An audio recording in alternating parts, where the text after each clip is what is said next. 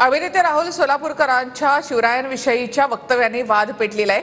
आग्र्याहून सुटताना शिवरायांनी औरंगजेबाच्या सरदारांना लाच दिली असं वक्तव्य राहुल सोलापूरकरांनी केलंय।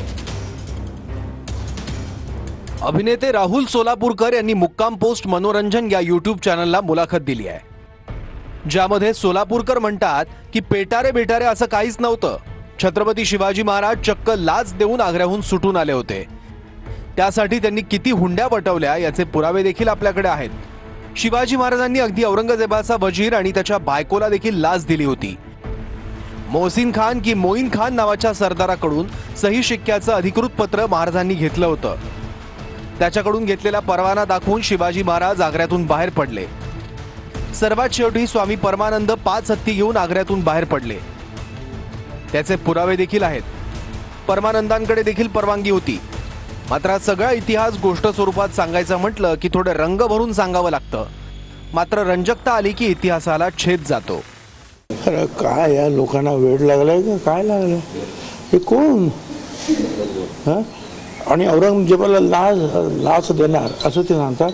अरे औरंगजेबाकडे सगळ्या अख्ख्या देशाचं राज्य होतं, त्याला कोण काय लाच देऊ शकतो? त्यांच्या हुशारीचा भाग आहे, त्याच्या रणनीतीचा भाग आहे की तिथून ते बरोबर आग्र्याहून सुटले। तर ते काय आणि संभाजी महाराज काय दोघे आपल्या घोड्यावरून आरामात आले असते, पण त्यांनी संभाजी महाराजांना सुद्धा काशीला कुठेतरी सोडून दिलं, कुणाच्या तरी ताब्यात दिलं। एकटे एका मार्गाने ते महाराज पुढे आले आणि आता इतिहास तुम्ही आम्ही बदलणारे कोण? ही जी काय विकृत मनोवृत्ती जी आहे, जे स्वतः कोण किती पात्रतेचे काय तो भाग वेगळा आहे, त्याबद्दल काय मी बोलणार नाही।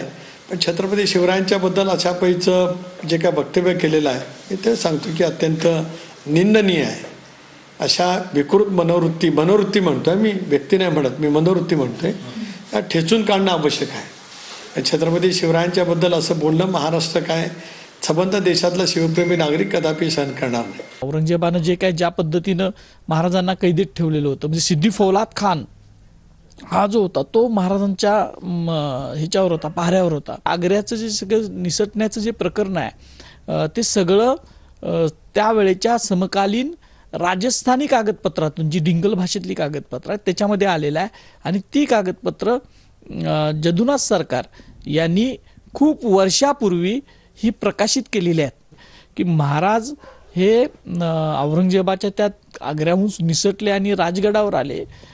ही त्यावेळची सामान्य घटना नव्हती, ती अद्वितीय घटना होती आणि लाच देऊन वगैरे आले हे जे काय म्हणणं आहे ते अत्यंत चुकीचं आणि खोडसाळपणाचं आहे।